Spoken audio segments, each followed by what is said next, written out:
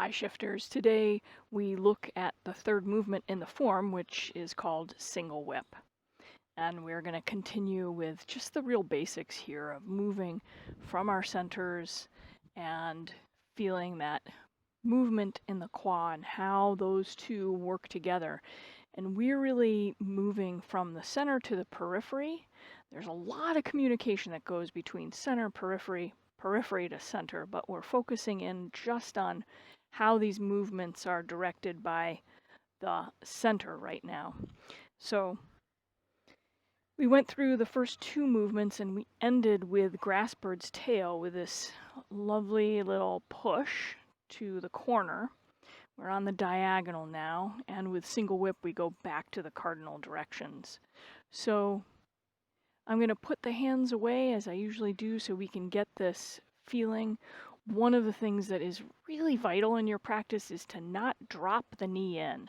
Make sure you've got the bows in the legs, and it's not this tension, it's just a liveliness in the legs so that you feel your rootedness and there's no collapsing at the joint. I see that a lot in people's forms, and we can forget about those important things over time. That causes a lot of damage in the knee. We don't want damage in the knee.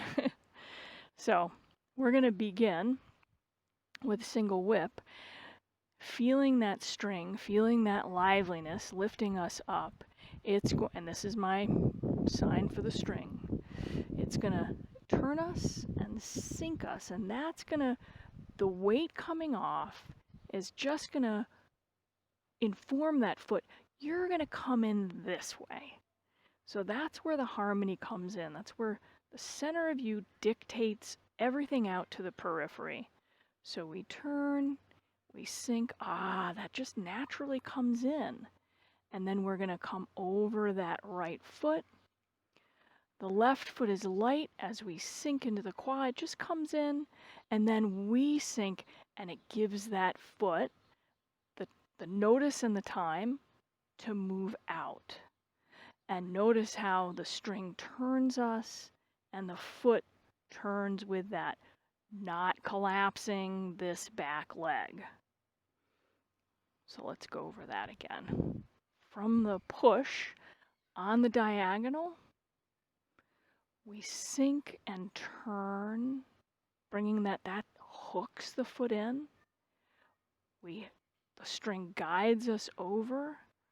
We sink into the right quad, bring the left foot out, turn, coming into that lively center, not dropping this back knee.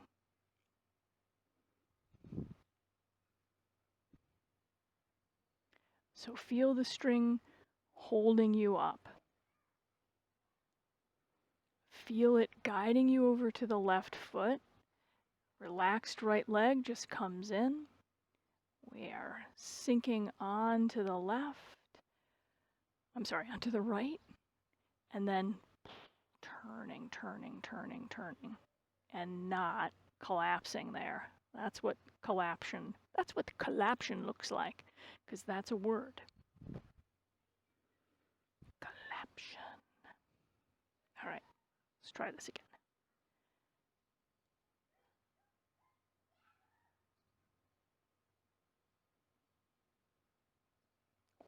There, you could see I wasn't quite balanced over that, so I quickly put my foot out.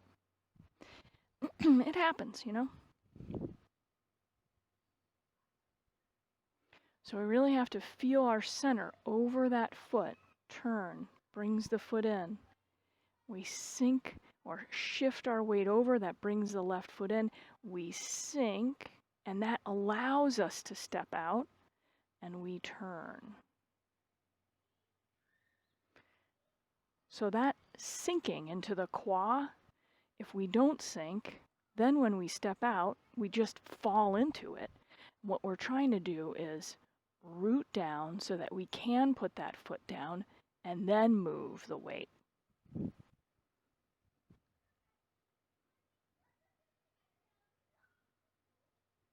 Just feel yourself here. We're just a little forward weighted on that front leg. And then turn and sink. Guiding over to the right.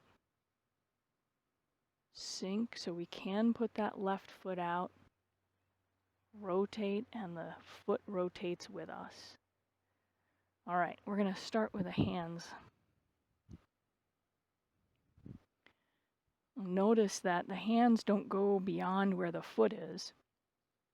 We're not overextending here, creating tension. We're just in our center, in the essence of who we are. Left hand under, right hand over, like a yin-yang symbol. As we sink, notice how the hands come apart as we step apart. So they're being guided by that string as well. We're not looking for perfection, we're just looking for feeling this and noticing what's good in the body, where we can let go a little more, come a little more song. Okay. And we sink, left hand under, right hand over, creating the beak. And then sinking down. Notice how the hands, as we open up, as the string turns us and guides us over, the hands just go to their natural place.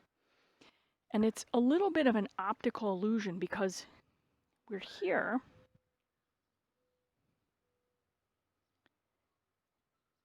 and it looks like we're doing this, and we are a little bit, but remember, it's the string that guides you away. It's like you're unfolding away from that right hand.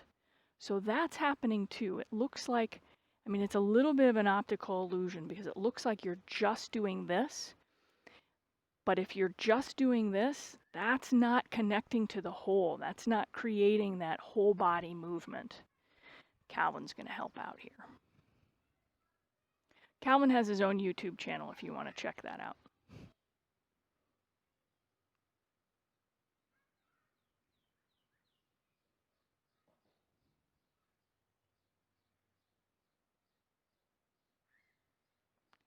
So the least amount of movement for get from A to B is that idea of allowing things to float while your center is moving. It's still moving because you're all connected.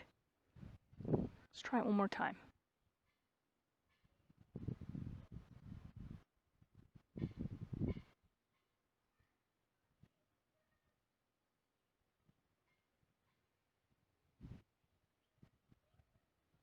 Okay.